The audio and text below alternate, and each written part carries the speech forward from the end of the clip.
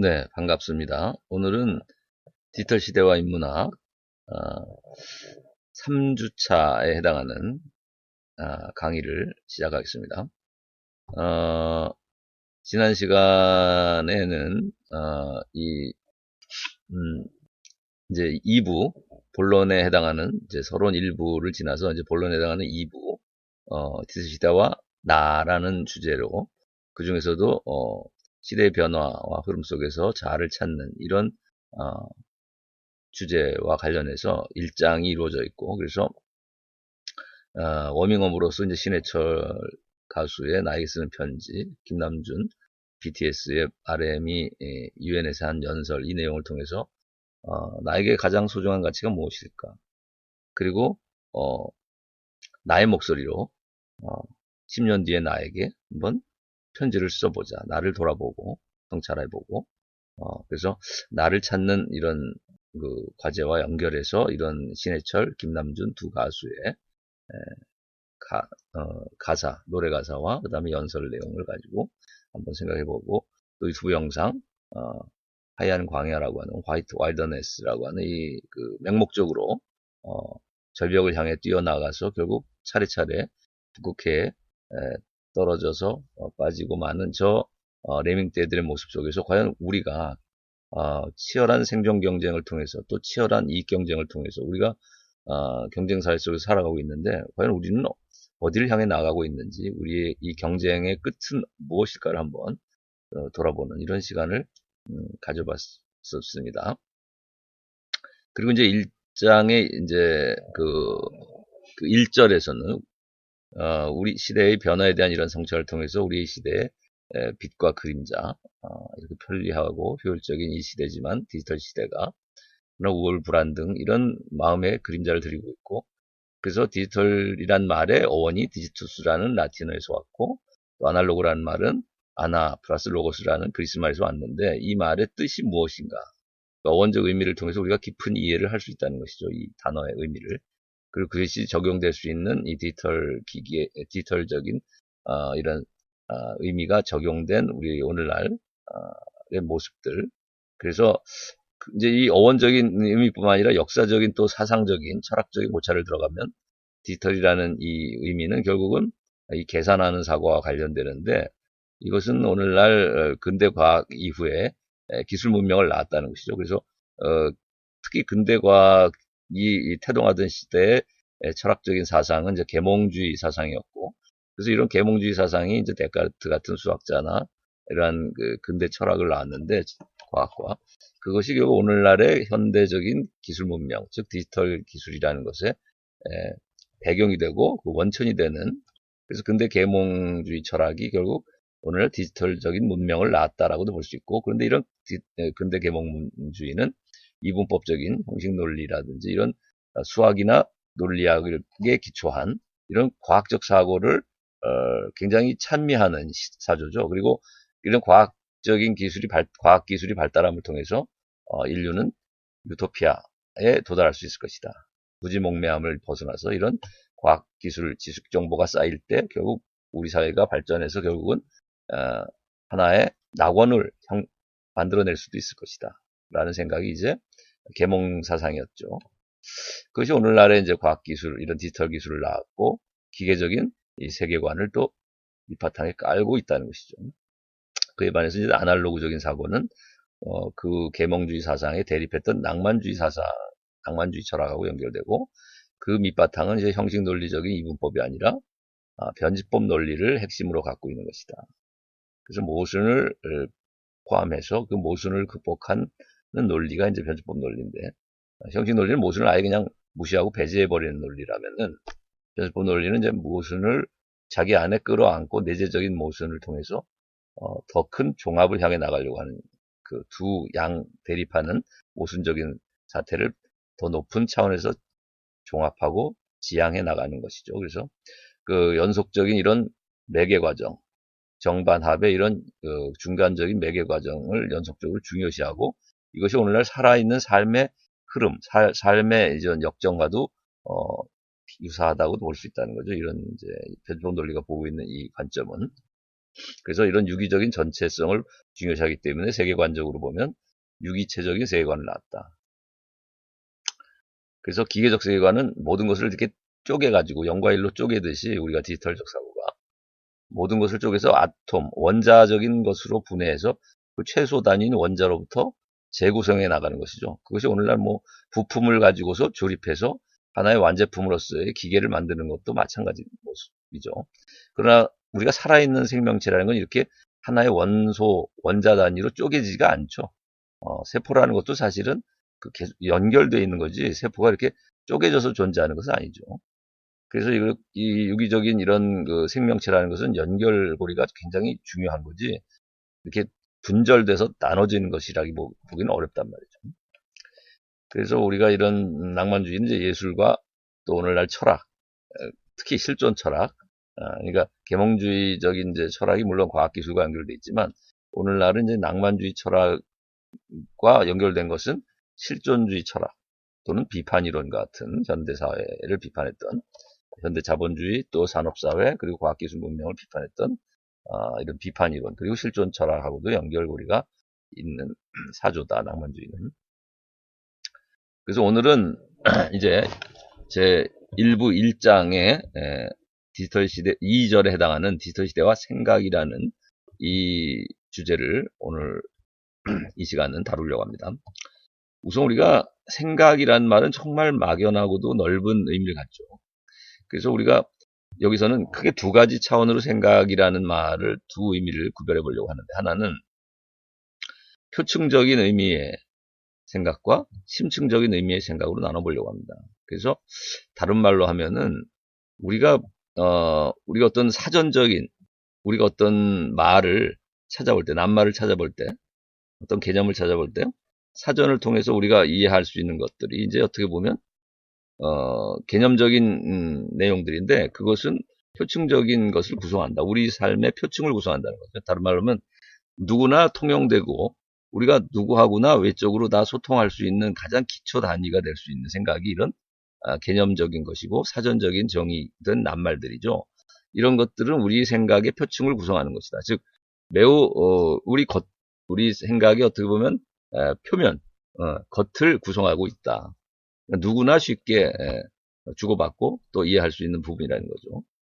깊이 들어갈 필요가 없이 손쉽게 누구나 표면적으로도 충분히 이해할 수 있는 사전적으로 정의된 내용들은 다 주제한 것으로 전제되고 살아가니까 그것은 다 알고 있는 것이죠. 겉으로 다. 근데 그런 것들은 사실 어디서 오냐면 이런 상식적인 것인데 이런 표층적인 것은 그래서 이런 상식은 사실은 과학에 기초하고 있는 거죠. 우리가 과학적인 지식이 결국은 일반화되고 대중화됐을 때 이것이 상식을 구성하는 것이니까.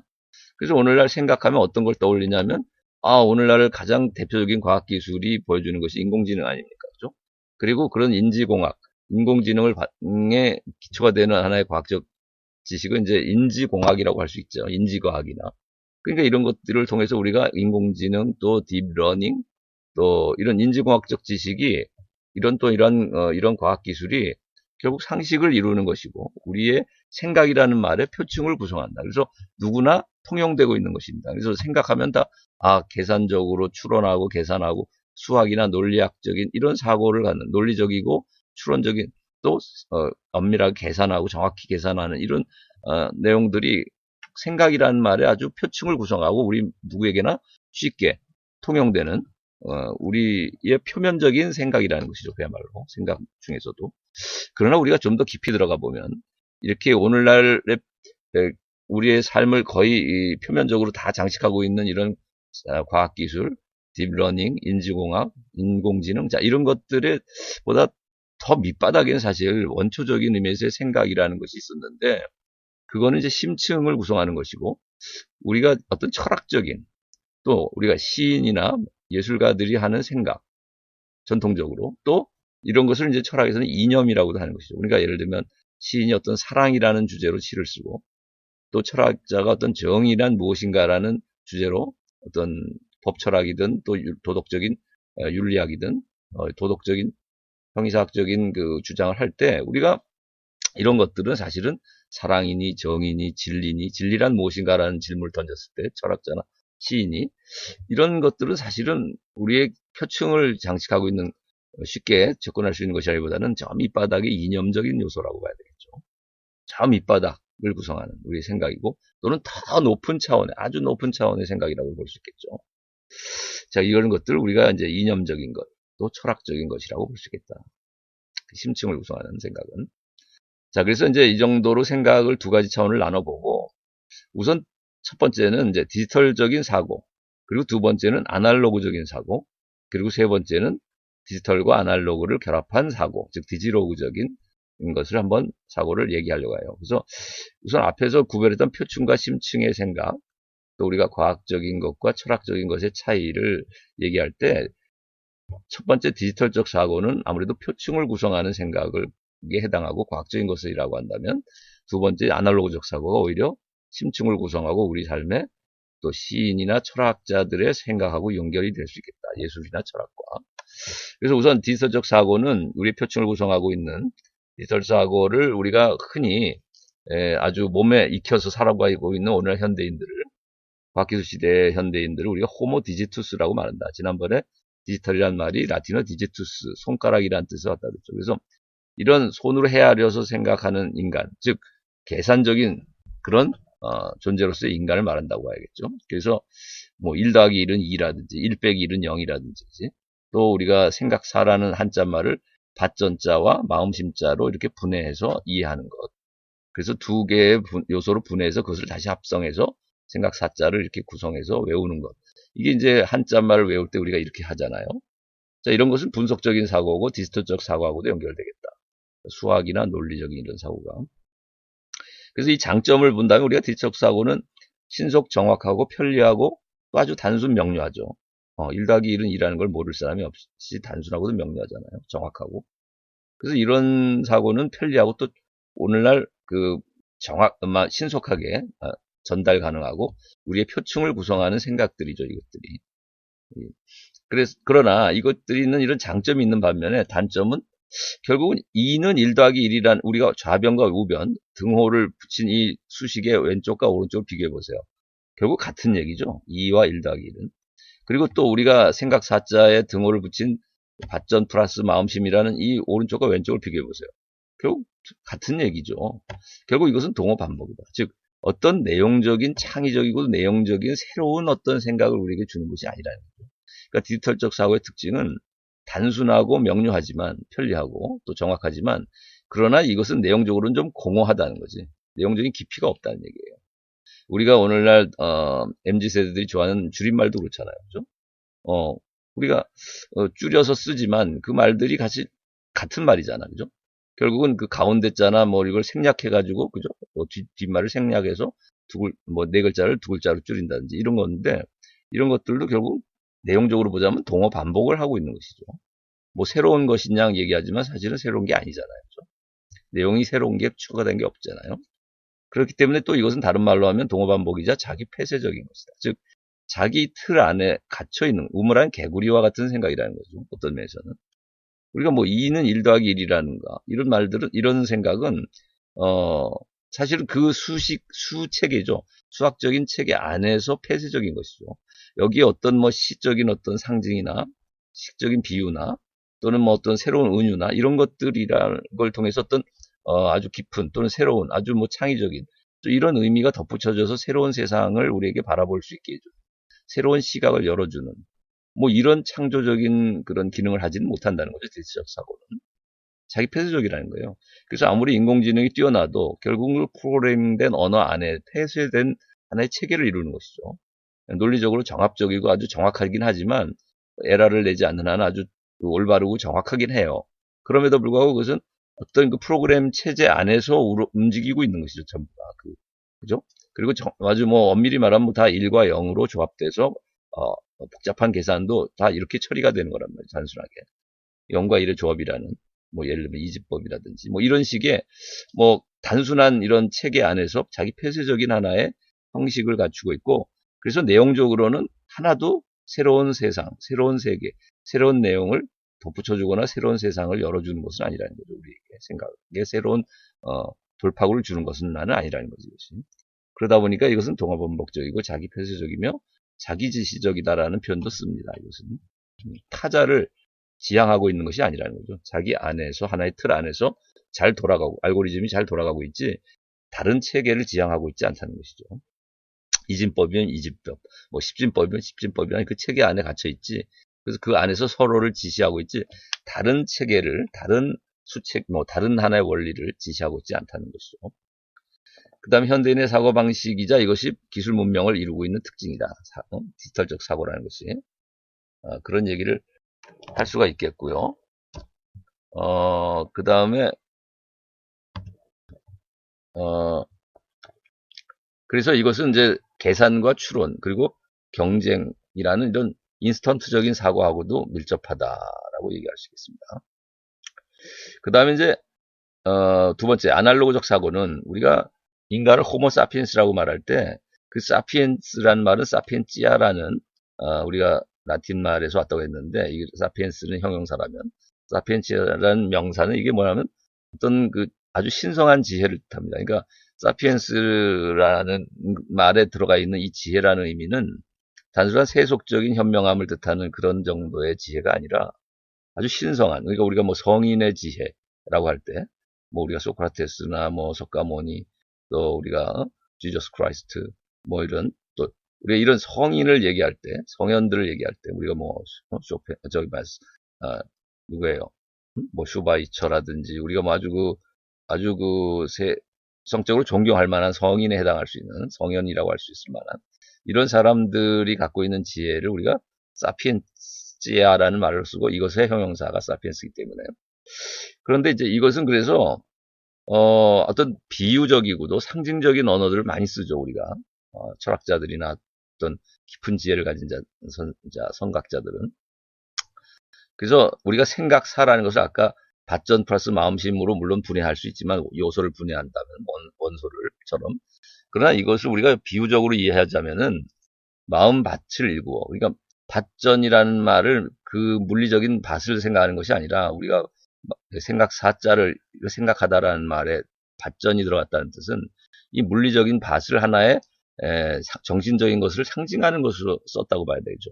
그렇기 때문에 이것은 마음의 밭이다라고 밭전이라는 말의 이 한자말의 의미를 마음으로 이해하는 것이니까 마음밭을 일구어서 밭을 우리가 일구어 농사를 짓듯이 씨 뿌리고 꽃을 피워 열매 맺는 과정이다. 그리고 오른쪽에 내가 그래서 꽃을 피운 또 이제 이게 어떤 씨앗이나 열매를 맺겠는데 이런 꽃을 피운 어떤 이제 식물의 모습을 사진을 넣었어요.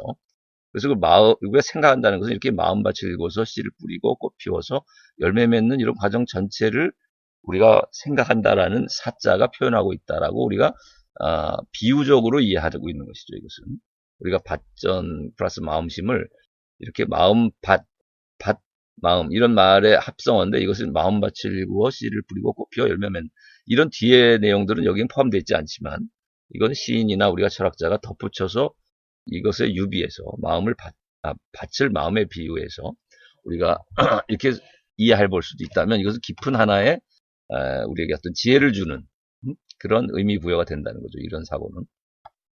그래서 디지털적인 사고를 통해서는 우리가 그 생각사자라는 한자를 분석한다고 해서 이런 씨나 꽃이나 열매나 이런 과정이 나오진 않죠. 그런 개념은 전혀 나올 수 없음에도 불구하고 이렇게 아날로그적 사고는 이 개념이 가지고 있는 어떤 낱말이 가지고 있는 어떤 원자적인 그런 부분만을 가지고 이해하는 것이 아니라 또 다른 세상, 또 다른 세계로 이 의미를 말하자면 전환시킬 수도 있고 더 열어줄 수 있다는 거죠. 더 높은 차원으로.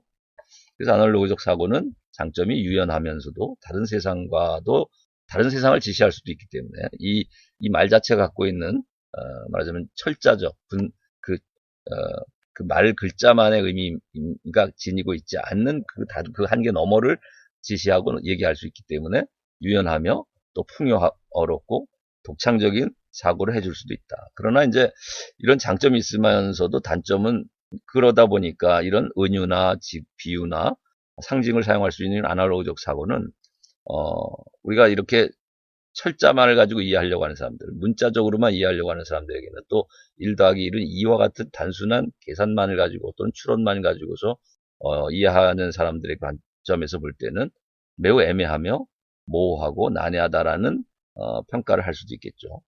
그게 그쪽에서 관점에는, 그러니까 디지털적인 관점에서 보자면 이런 단점이라고 얘기될 수 있는 부분은 이렇게 얘기될 수 있겠다. 그러나 우리가 좋은 장점을 이렇게 유연하고 풍요롭고 독창적인 장점을 가지고 있다는 것을 또한 잊어서는 안 되겠죠. 그래서 인문학의 이제 이런 특징은 비유나 상징, 은유나 지규를 사용한다는 것이 인문학의 특징이죠. 우리가 수학이나 과학이나 우리가 사회과학 책에 비유가 나오거나 상징적인 언어가 나오거나 무슨 은유를 쓰지 않죠. 그러나 우리가 시나 소설이나 수필이나 철학은 비유와 상징, 또 은유와 지규를 매우 많이 사용하고 오히려 더 중요하게 사용되고 있죠, 이것이. 그것이 유연함과 풍요성과 독창적인 어떤 의미를 만들어내는 데 기여한다는 것이죠. 그리고 이 문학은 그래서 우리의 어떤 사고력, 즉, 어떤 우리가 생각이라는 말을 넓게 쓸 때는 굉장히 많은 의미를 내포하는데 그 많은 의미를 내포할 때, 즉, 단지 지적인 측면, 인지적인 측면, 정보와 지식이란 측면에서의 생각, 그런 의미에서의 인텔리전트, 그런 의미에서의 지능을 우리가 IQ 같은 지능만을 우리가 생각이라고 한다는 것은 이제 디지털적인 사고고, 그러니까 생각을 그렇게 이해하는 것은 디지털적 사고죠. 인지적인 측면으로만 이해하는 것은. 그러나 우리가 생각을 이런 인지적인, 지능적인 측면만, 정보 지식으로만 이해하는 게 아니라 생각은 우리가 우리의 감정, 또 우리의 의지, 의욕, 우리의 희망, 우리의 꿈, 자, 우리의 상상, 이 모든 것을 생각이라는 말 안에서 이해할 수 있는데, 넓게는, 그러니까 이런 넓은 의미에서의 생각은 인문학적 관점에서의 생각이라는 개념하고 연결된다. 그러니까 아까 말한 인지적인 측면, 지식과 정보로서의 추론과 계산, 이런 의미에서의 생각을 좁게 이해하는 것이, 그러니까 인지 차원에서만, 지적 차원에서만 생각하는 것이 디지털적 사고고 과학기술의 태도라면, 현대인의. 그런데 아날로그적인 사고는 생각을 매우 넓은 의미에서, 즉, 지적인 측면만이 아니라 정서적인 측면, 의지적인 측면, 우리의 희망, 뭐 상상력, 이런 걸 다 포괄해서 생각이란 말을 사용한다는 거죠. 또 이해하고 있고. 그러다 보니까, 이런 인문학은 지와 정의, 지정의 모든 전 인격에 관여하고 있는 것이고, 또 그러다 보니까 이런 생각은 인문학적 사고는 근본적이면서도, 그러니까 우리가 표층적인 디지털적 사고가 우리 누구나 쉽게 이해할 수 있는 표면적인 우리 표층을 이룬다면 우리 사회 생각에 그 밑바닥까지로 들어가서 정말 원초적인 생각, 우리 어떤 우리 정서, 느낌, 우리의 욕망, 우리의 의지, 이런 것들을 도덕적인 것, 우리 예술적인 것, 우리 종교적인 것, 뭐 철학적인 것을 다 망라해서 생각하기 때문에 인문학은 더 근본적이고 또 포괄적이게 되죠, 당연히. 이렇게 모든 분야를 다, 모든 영역을, 인간성의 모든 영역에 관여한 생각을 다루기 때문에 의지나 욕망이나 정서까지를, 감정까지를 포괄하는 사랑과, 자, 이런 근본적이고 또 희망과 상상을 다루니까 포괄적이고, 그 다음에 인간 자신이 스스로를 이렇게 성찰함을 통해서 깊이 들어가고 높이 올라가기 때문에 사고의 범위를 확장하기 때문에 주체적인 것이죠, 이것은. 그러니까 우리가 사실 과학적인 저런 디지털적 사고는 객관적이다라고는 말할 수 있어요. 왜냐하면 객관화될 수 있잖아요. 수학이나 논리적인 이런 추론은. 근데 우리가 지규, 은유, 비와 상징은 독창적인 어떤 철학자나 어떤 예술가의 천재적인 작품일 수 있는데, 이런 것들은 그의 발상이 매우 상상력이 뛰어난 그의 능력의 주체적인, 그만의 그 개인의 어떤 주체적인 창의성을 발휘하는 것이기 때문에 그런 사고가 객관적이라고 말할 수는 없겠죠. 일반화시킬 수도 없고 다른 사람에게도 다 적용될 수 있는 것은 아닐 수도 있는데, 그럼에도 불구하고 그렇기 때문에 그것은 이제 주체적이고, 그러나 또한 근본적이고 포괄적인 이런 것들을 다 다뤄낼 수 있다는 장점을 갖는다는 거죠, 인문학은. 그래서 우리가 인문학의 또 기초에는 철학이 있는데, 철학은 우리가 철드는 과정이다라고 이제 우리말로는 난 이제 여기서 교재에서 설명을 했어요. 그러니까 성숙의 과정이 철학하는 것이다. 원래는 철학이라는 말을 우리가 밑에 보면, 아래 보면 철학이라는 말이 한자말 발글철의 배울학이잖아요. 근데 이 말은 원래 일본 사람인 니시 아마네가 메이지 유신 때 사실은 번역한 말입니다.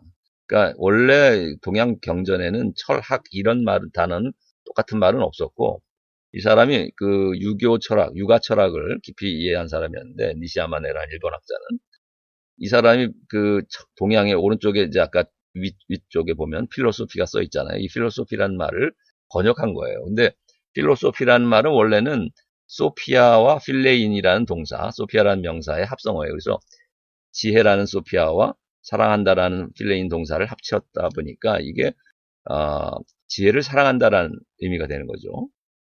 그래서 우리가 우리말에 사랑한다는 말은 이제 생각하다는, 그러니까 생각하는 사랑이라는 말이 괴다라는 말에서 왔는데, 이거 생각이라는 말은 제가 좀 지우겠습니다.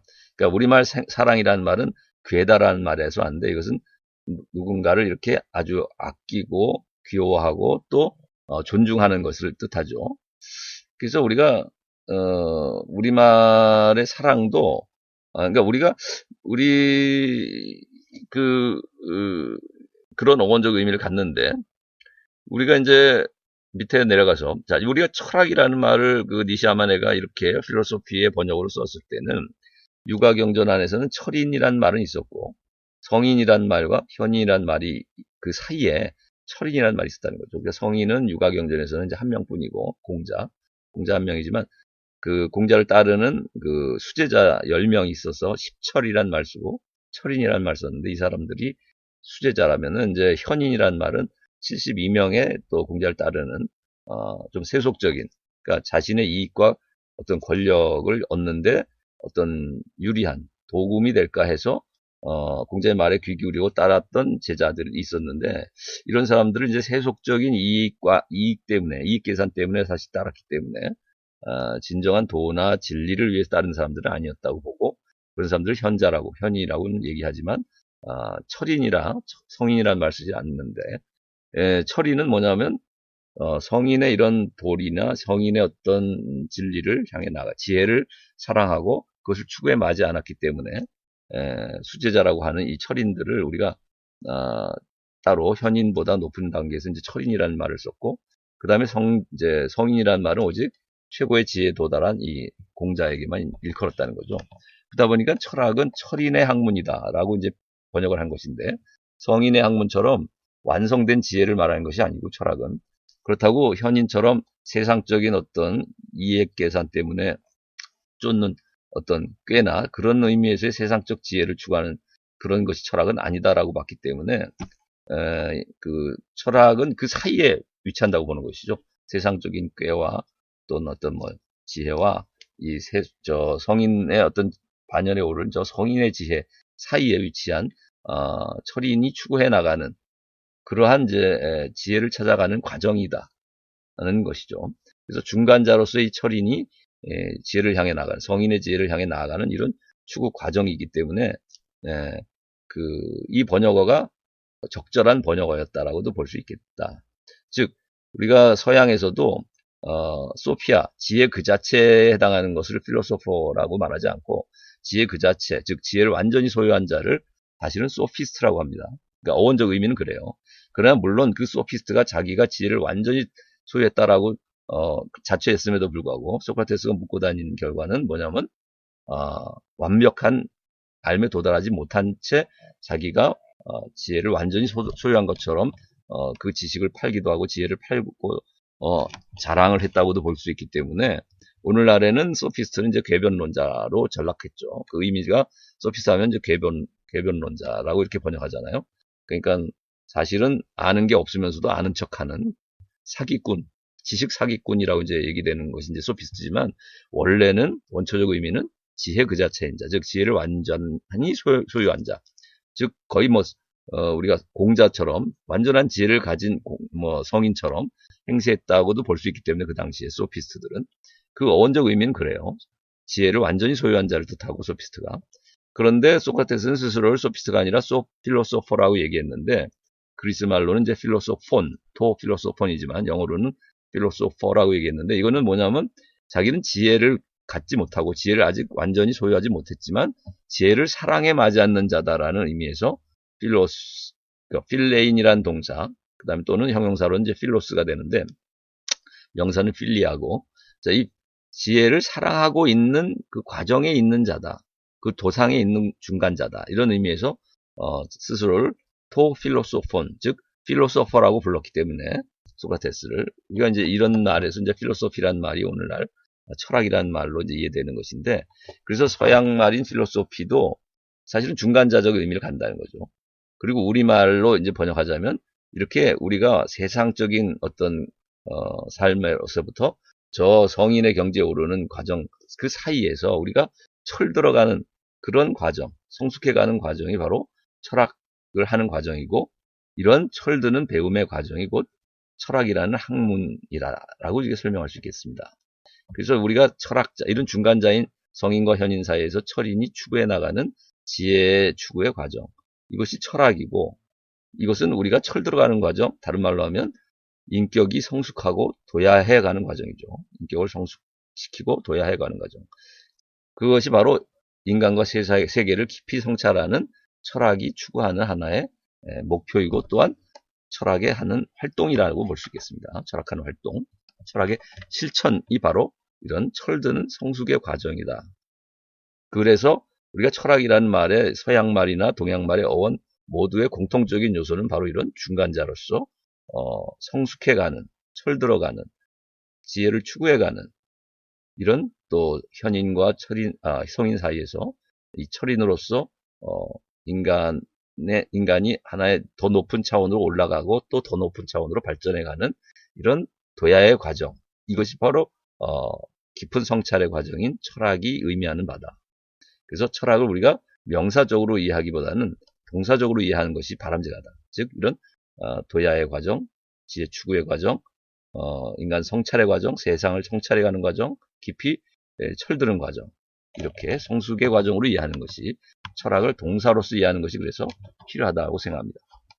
그래서 이제 이러한 철학은 또한 인문학도 마찬가지로 이런 인생관이나 인간을 성찰하고 또 세계를 성찰하고 세계관 형성하고 또 그럼을 통해서 진정한 가치가 무엇인지를 성찰하고 깨닫는 이런 가치관을 형성하는 이런 과정이 바로 철드는 과정이고, 이런 철들어가는 배움의 과정인 철학하는 실천입니다. 철학을 실천하는 것입니다.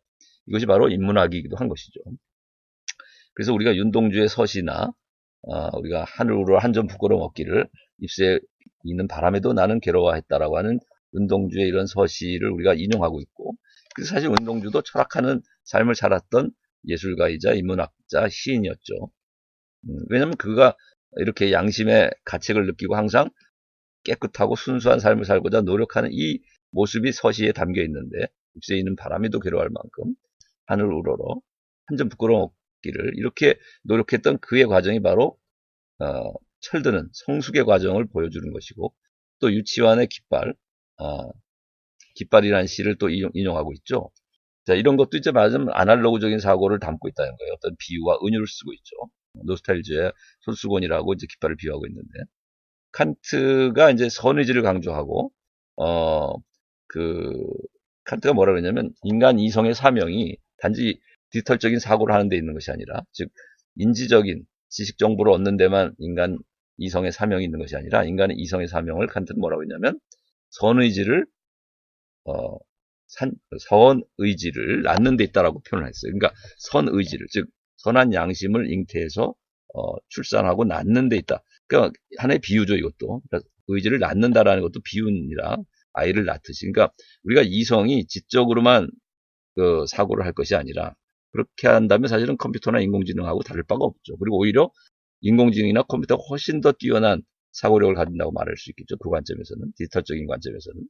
그럼에도 불구하고 칸트는 인간이 이성을 가지고 있다는 것은 이런 디지털적인 계산과 추론의 능력, 지식 정보의 능력만을 갖는 데 있는 것이 아니라 IQ만 높은 데 있는 게 아니라, 우리가 EQ나 또 나는 이제 그걸 CQ라고도 하는데, 양심지수라고 해서, 그러니까 우리가 어떤 정서적인 것, 또 양심적인 것, 이런 의지적인 측면도 개발하고 발전해 나가는 것이 인간 이성의 중요한 사명이라는 거예요. 그래서 칸트는 이성의 사명을 단지 지식 정보를 얻는 데 있는 것이 아니라, 말하자면 양심을 일깨우고 선한 의지를 낳는 데 있다라고 얘기하고 있다는 거예요. 이것이 바로 아까 철학이 철드는 과정이고 성숙의 과정이라고 얘기했잖아요. 지혜를 추구하면서도 인격을 도야하고 인간 완성을 향해 나가는 더 큰 지정의 모든 측면의 인간의 인성을 도야해 나가는 과정이라고 한다면, 철학은 칸트도 이성의 사명을 단지 지식의 획득에 있는 데서 본 게 아니라 선의지를 낳고 또 예술적인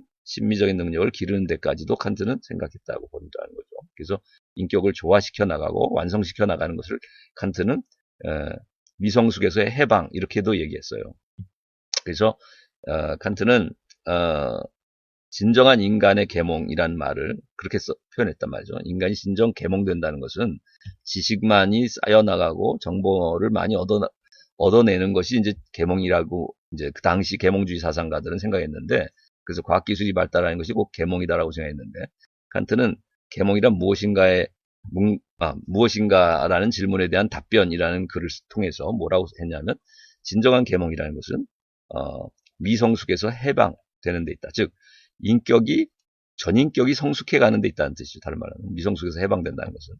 그래서 우리가 그 전인격이 성숙한다는 것은 아까도 말했지만 지적인 능력만의 개발이 아니라 선한 의지를 잉태해서 낳는 또 예술적인 심성을 개발해 나가는 데도 있는 거라는 거죠. 그래서 그것이 조화된 때 완전한 인격의 성숙에 이르는 것이고, 그것이 바로 칸트가 말한 진정한 계몽이다. 그래서 이런 진정한 계몽이 바로 당시의 과학 만능주의적인 계몽 사상을 비판했기 때문에 낭만주의를 열었다고 얘기하는 겁니다. 그래서 칸트의 이런 그러니까 이론적인 이성만을 얘기하는 게 아니라 과학적인 또 디지털적인 사고로서의 이성 능력만을 얘기하는 게 아니라 선의지를 낳는 것으로서의 이성을 얘기하고 있는 칸트의 이런 실천이성, 순수 실천이성에 대한 강조는 다른 오늘날 낭만주의 이후에 실존 철학까지도 영향을 미치고 있는 하나의 중요한 모티브고, 그것은 바로 아까도 말했지만 철학이 바로 이런 인격 성숙, 전인격을 도야하고 성숙해가는 과정이라고 하는 이 명제하고 잘 어울리는 칸트의 사상이고, 그것은 윤동주의 서시에 나온 한 점 부끄럼 없는 삶을 살고자 했던 이런 지식인 윤동주의 어떤 인품을 얘기하는 것이고, 또한 칸트의 이성의 사명을 선의지를 낳는 데까지 보고, 또한 진정한 계몽을 미성숙에서 해방되는 데 있다라고 본 이 칸트의 성숙한 인격이 되라고 했던 이 칸트의 사상이 바로 인문학이자 철학의 이런 본령을 차지하는 하나의 핵심적인 사상이다. 또한 하이데거가 진리는 이제 비은폐다라는 유명한 말을 남겼는데, 그러니까 가리워졌던 것이 드러나는 것, 가리워졌던 것을 숨겨졌고 은폐됐던 내용들을 폭로하고 드러내는 것, 또 드러나는 것이 곧 진리다라고 얘기했다는 것이죠. 그래서 어떤 의미에서는 이제 그렇게도 말할 수 있을 거예요. 아까 생각의 표층과 심층을 얘기했는데, 그러니까 표층에 놓여 있는 생각은 뭐냐면, 우리가 이성 또는 생각이라고 하면 항상 디지털적인 계산, 추론만을 생각하죠. 또 지식 정보를 얻는 것을 생각이라고 하고, 이런 지능을 개발하는 것, 이런 수학적이고 논리적인 지능을 IQ를 개발하는 것을 우리가 이성의 발달이라고 생각한단 말이죠. 근데 이런 것들은 표층적인 생각이고, 진정한 사실 생각이라는 것은 어떻게 보면 더 깊이 들어가면 아까도 말했지만 우리의 상상력을 개발하고 우리의 의지적인 또 양심적인 이런 능력을 개발하고 또 예술적인 심성, 예술적인 감정, 정서를 개발하는 것, 이런 것까지를 망라하는 것이 우리의 생각을 개발하고 생각을 발전시키고 우리의 이성 능력을 또 개발하는 것이라고도 볼 수 있다는 거죠. 즉 우리의 정신력 전체를 개발하고 발전시키는 것이. 그렇다면은 하이데거가 말한 진리라는 것은 결국 가려졌던 것이 드러나는 것이다라고 했을 때, 비은폐다라고 했을 때, 은폐됐던 것은 바로 이런 깊은 의미에서의 생각이 우리 사고 안에 은폐되어 있었다고 볼 수 있고, 잠재되어 있지만 은폐되어 있던 것들을 드러내준 것이 바로 칸트가 이성의 사명은 선의지를 낳는 데 있다라든가, 윤동주의 그 시인 윤동주가 하늘으로 한 점 부끄러움 없기를 입새이는 바람에도 괴로워했던 이 윤동주의 생각이 우리의 표층의 계산적인 사고 밑바닥에 깔려있는 우리 마음의 깊은 생각을 일깨워주고 있죠. 그래서 하이데거도 진정한 진리라는 것은 표층적인 데 있는 게 아니라 가려졌던 밑에 숨겨져 있던 내용들을, 은폐됐던 내용들을 폭로해서 드러내주는 데 있다라고 하이데거도 얘기했는데, 이런 하이데거의 존재론, 하이데거의 이런 진리관도 바로 칸트나 윤동주의 시인이 생각했던 인간 성숙의 진리를 얘기하고 있고, 가려졌던 내용들을 우리가 드러내서 오늘날 성찰하고 또 그것을 우리가 체화해서 실천에 옮겨졌을 때 진정한 인간의 성숙이 이루어지고 인간다움이 실현이 이루어진다면, 그것이 바로 인간다움을 실현한 인간성의 진리를 드러내는, 인간성의 참된 모습을 실천하는, 또 실현하는, 이런 것이 되겠죠. 이것이 하이데거가 말하는 존재론적인 진리라고 할 수 있겠습니다.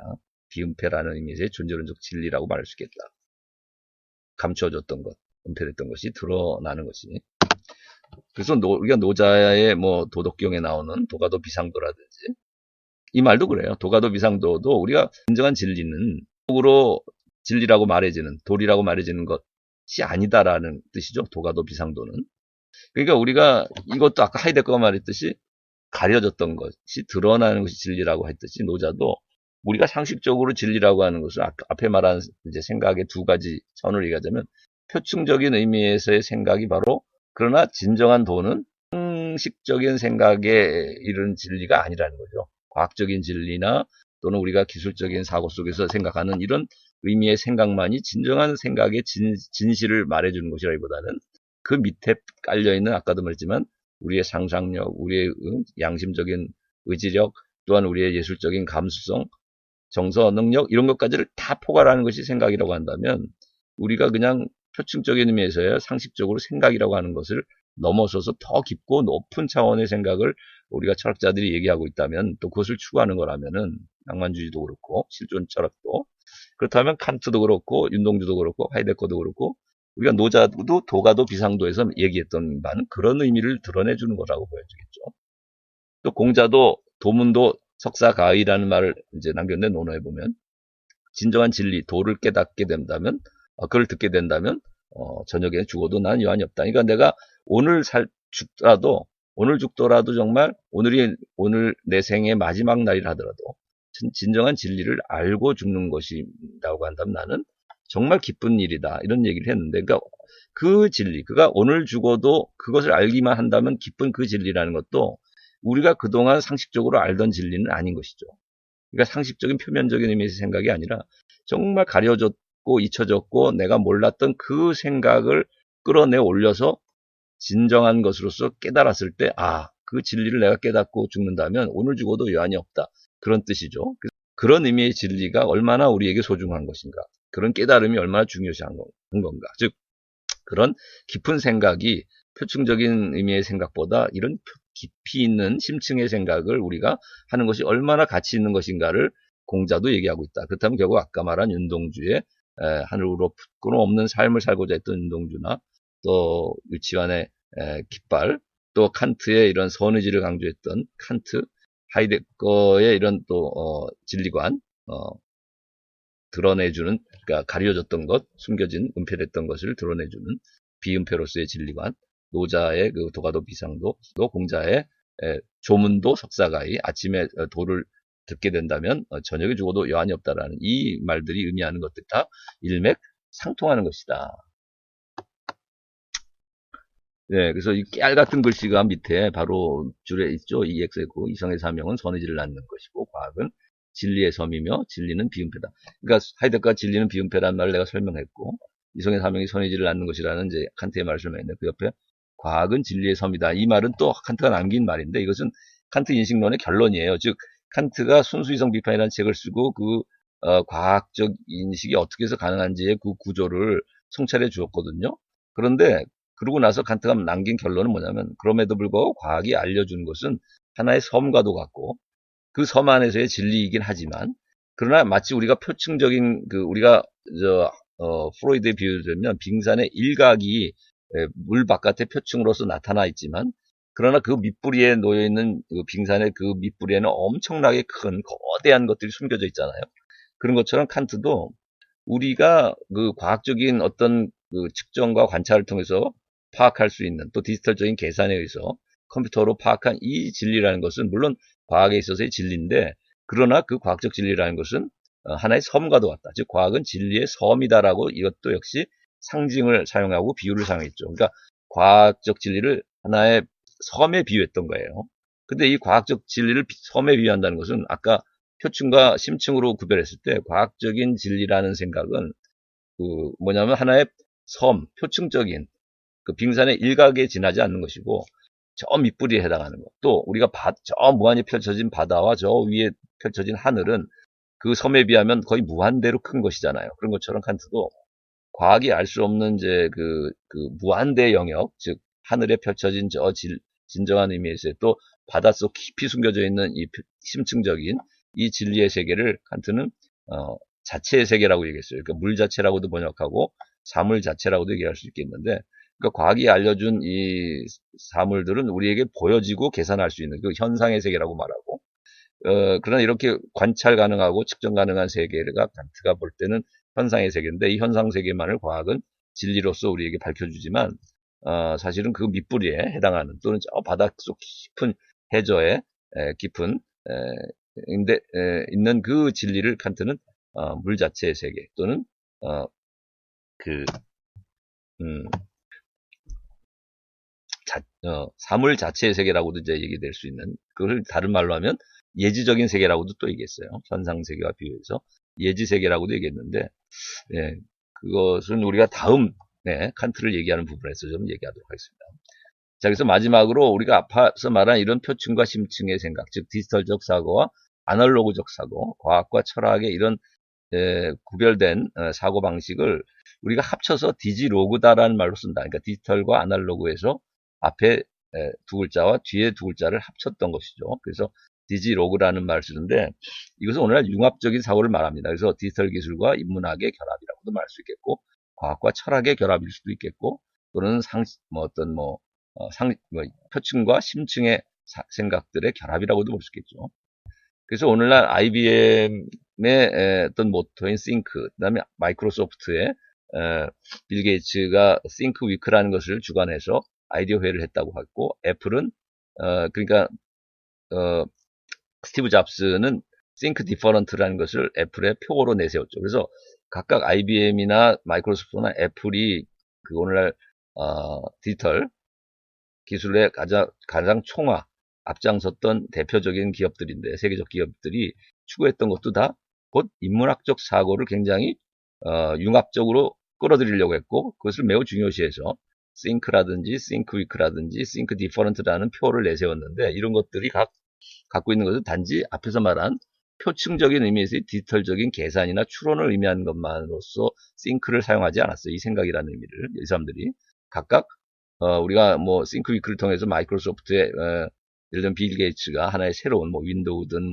새로운 어떤 프로그램을 개발할 때 인문학적인 그런 교양들적인 사고를 매우 중요시했다고 해요.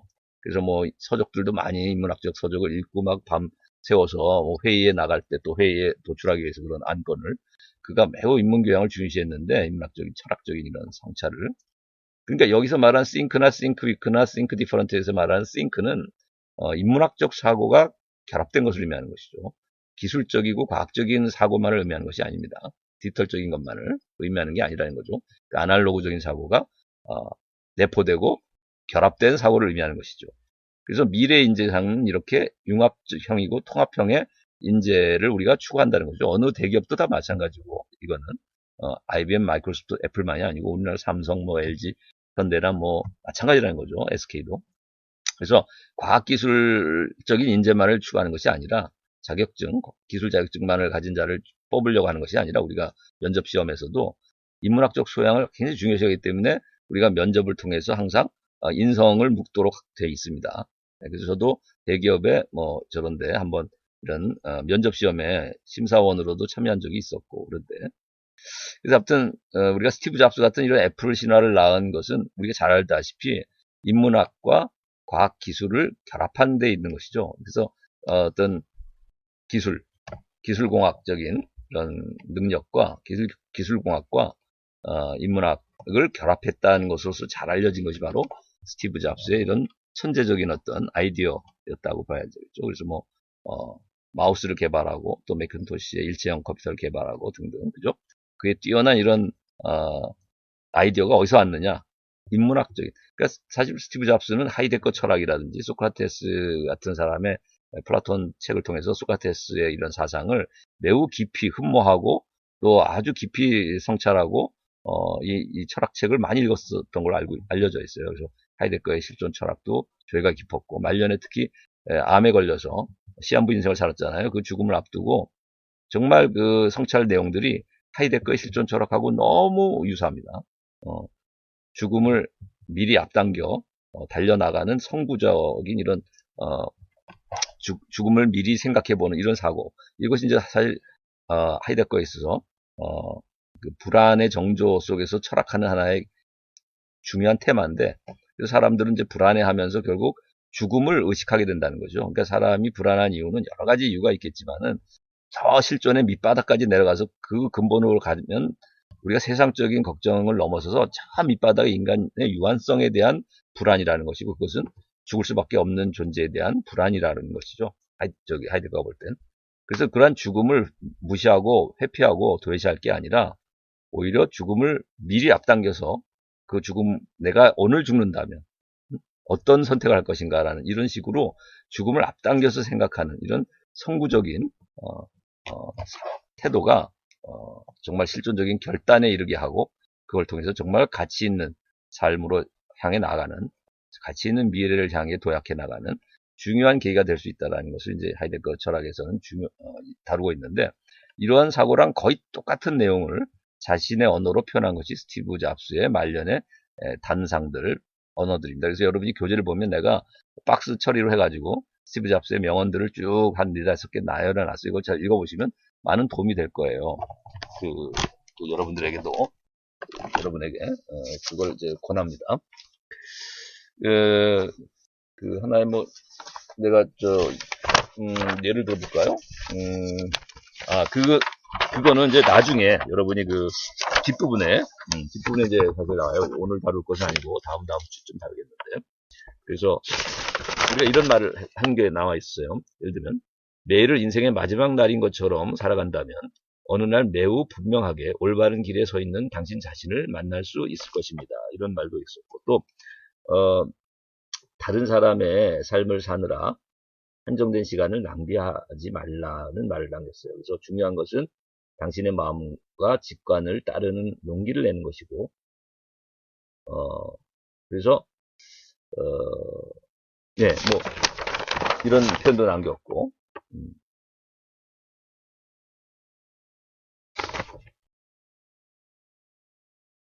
그러니까 인생이 영원하지 않다는 것을 기억하는 것은 인생에서 큰 선택을 할 수 있도록 줄 수 있는 아주 중요한 하나의 계기가 된다. 이런 말도 남겼고, 만약 오늘이 나의 마지막 날이라면 내가 오늘 하려는 일을 하겠는가?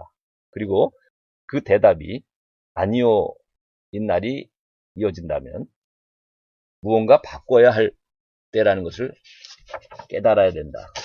이런 중요한 또 우리에게 교훈적인 철학적인 메시지도 남긴 것이 바로 스티브 잡스였습니다. 스티브 잡스의 이런 생각들은 하이데거의 실존적인 결단을 우리에게 촉구하는 중요한 하나의 계기이기 때문에 서로 하이데거 실존 철학과 이런 스티브 잡스의 사상은 매우 밀접한 것이죠. 유사하고 영향을 받았다고 봐요. 그래서 실존 철학자들에게 영향을 받았다고 봅니다. 스티브 잡스. 그래서 스티브 잡스가 이렇게 뛰어난 아이디어맨으로 아이폰이나 또 태블릿 PC에 전신이 되는 아이패드라든지 이런 그가 매킨토시 컴퓨터라든지 이런 것들을 개발한 밑바탕에는 이런 철학적인 사고, 인문학적 성찰이 매우 깊이 깔려 있어요. 그래서 Think Different를 그가 회사의 모토로 생각하면서 검은 옷만 입고 다녔잖아요. 그죠? 보면은.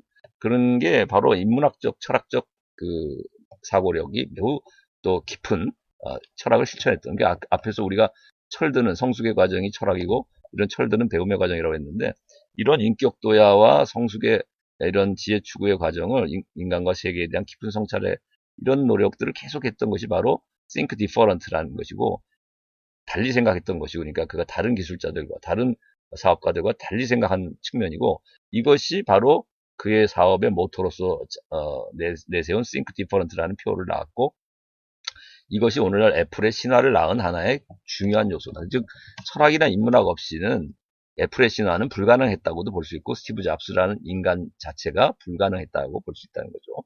그래서 스티브 잡스나 애플을 이해하기 위해서는 그의 모든 삶과 그의 노력과 그의 성과를 이해하려면 철학과 인문학을 깊이 이해하지 않고서는 불가능하다고 여러분에게 얘기할 수 있을 거고, 여러분도 미래의 인재상도 바로 스티브 잡스 같은 사람을 하나의 모델로 삼아야 된다. 그러니까 여러분도 과학기술을 전공하더라도 인문학적인 소양, 철학적인 이런 지혜, 추구를 게을리해서는 안 되고, 아무리 어렵다 해도 여러분이 열심히 노력을 해야 됩니다. 아무리 어렵다 해도. 왜냐하면 그것만이 여러분이 스티브 잡스를 하나의 벤치마킹 할 수 있는 방식이고, 그것만이 또한 여러분이 여러분의 미래를 밝게 열어줄 수 있는 하나의 창의적인 또 융합적인 이런 인재, 통합적인 인재를 만들어갈 수 있는 그런 계기가 되기 때문에 여러분이 힘들더라도 좀 노력을 통해서라도 여러분이 철학하는 삶을 살기를 당부합니다. 자, 그래서 디지털 문화에 이제 대해서 바람직한 태도는 그냥 디지털 기술을 그냥 장점을 흡수한다고 해가지고 너무 시대에 휩쓸려서 새로 나온 기기 빨리 수용해가지고 편리하게 활용하고 사용하고 내가 여기 빨리빨리 적응해야지 이런 태도만을 가지고 산다기보다는 그것보다는 그 문제점이 뭔가도 또한 항상 생각하고 또 어떤 그 현상이나 이런 그 주어진 어떤 자료가 있을 때는 그 근거를 또 깊이 파고 들어가 보고 그 원래적 의미를 파고 들어가 보고 예를 들면 뭐 하나의 쉬운 예를 들자면 아까 디지털이란 말을 우리가 많이 쓰잖아요, 여러분. 그지? 그럼에도 불구하고 여러분이 디지털이란 말의 의미가 손가락이라는 디지투스라는 라틴어에서 왔다는 걸 여러분이 아셨어요? 몰랐잖아요. 그렇죠? 사실은 내가 이 책을 쓰면서도 나도 디지털이란 말을 맨날 듣고 쓰면서도 디지털의 어원을 깊이 생각해 본 적이 사실 나도 없었어요, 처음에는. 근데 여러분에게 이 교재를 쓰면서 나부터 생각을 좀 해봐야겠구나 해서 보다 깊이 좀 근거를 생각해 보자. 디지털이란 말의 의미가 뭘까를 그 어원적인 뿌리로부터 근본적으로 좀 근거를 생각해 보자라고 했을 때 라틴어 디지투스에서 왔고 손가락으로 센다라는 뜻에서 왔구나. 그런데 오늘날은 0과 1로 계산하는 컴퓨터에 해당하는 것이 디지털이구나. 이제 이게 그래서 개념이 정립이 되는 거거든요. 이해가 깊어지는 것이고 여러분도 그 손가락이라는 디지투스에서 왔다는 이 말의 의미를 통해서 원초적이면서도 깊은 의미를 여러분이 또 아날로그적인 것으로부터 디지털을 이해할 수 있는 거예요. 그러니까 디지털은 그냥 컴퓨터다 이렇게만 생각하는 것 또는 1과 0의 조합으로 계산한다는 것만 이렇게 이해하는 것은 너무 표면적인 표층적인 생각이고 우리가 손가락이라는 아날로그적인 것을 통해서 디지털이 원래 왔구나 하는 것을 이해하는 것은 손가락으로 세던 십진법이나 뭐 열 손가락으로 꼽던 이런 계산에서 0과 1의 컴퓨터와 같은 빠른 계산이 왔구나 이렇게 이해하는 것이 여러분의 삶을 훨씬 더 깊이 있게 조명할 수 있는 것이죠. 우리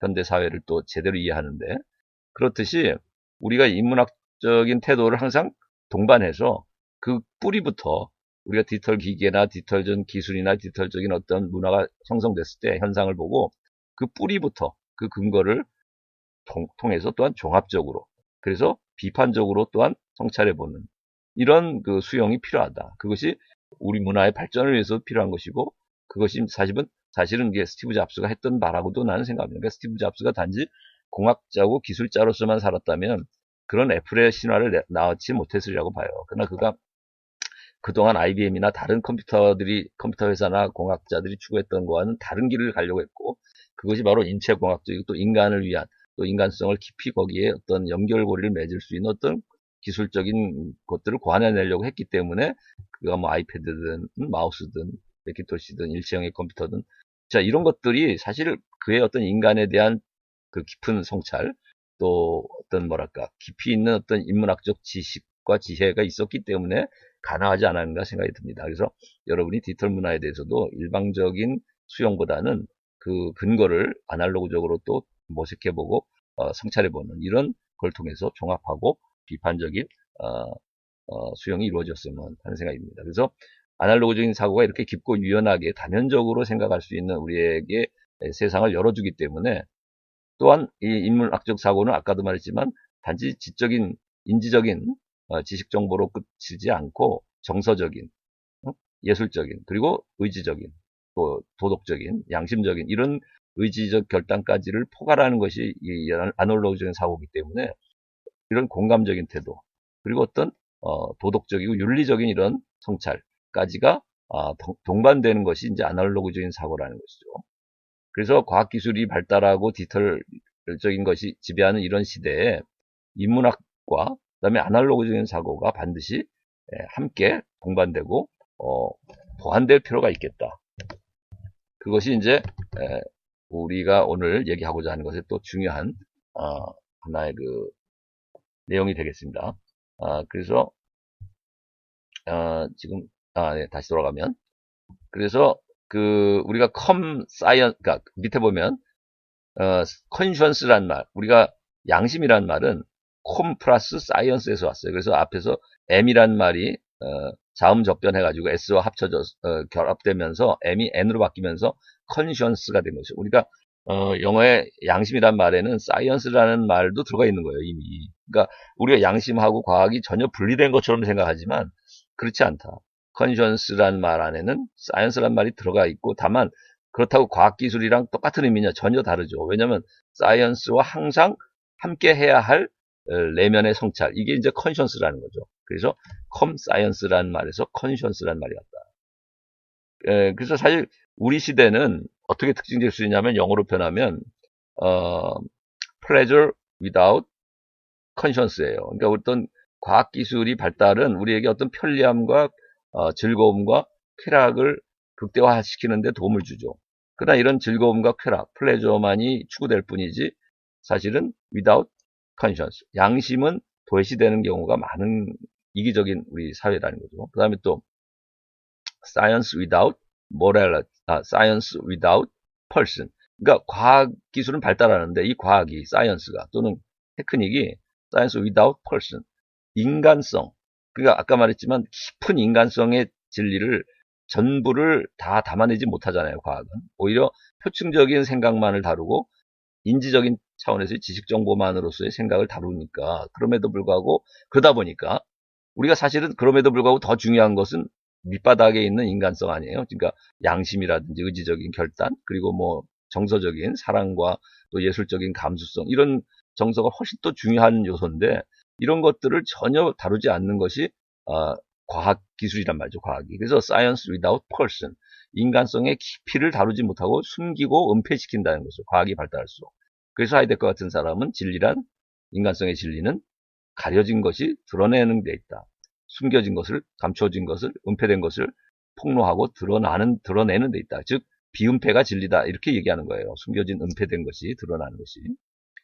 그래서 science without person이라는 것이 오늘날 과학기술의 어떤 모습이고, 또 pleasure without conscience가 오늘날 우리 문화가 추구하는 어떤 모습이고, 사람들이, 개인들이 추구하는 하나의 삶의 양태들이 즐거움과 재미만을 추구하지 without conscience, 양심이 도외시되고 있고, 그 다음에 끝으로 모든 우리 문화가 culture, 우리 문화의 특징은 culture without morality, 모랄이 배제된 문화라는 거죠. 그러니까 우리 사회 보면 얼마나 정말 비윤리적이고 정말 아주 그냥 천륜을 거역하고 비윤리적인 이런 범죄도 많이 양산되고 있는 사회란 말이죠, 우리 사회가. 그죠? 그러니까 폐륜적이고, 그죠? 자, 그래서 이익 계산과 효율성을 추구하는 우리 사회지만은 우리의 이 내면의 성찰이 동반돼야 되고, 그래서 양심적인 것이 항상 동반돼야 된다. 우리가 플레저와 이익, 우리의 인터레스트, 우리의 이익이나 우리의 즐거움만을 쫓는 이런 삶을 살기보다는, 그래서 그것을 효율적으로 추구하고 경영해 나가려고 하는, 자기 경영을 할 때 이런 이익과 즐거움만을 추구해 나가기 위해서 자기를 효율적으로 자기 삶을 개발하려고 하지 말고, 항상 동반하는 내면의 양심의 성찰이, 양심적인 성찰이 내면적으로 동반돼야 되겠다라는 것이 이제 오늘 주는 하나의 교훈입니다.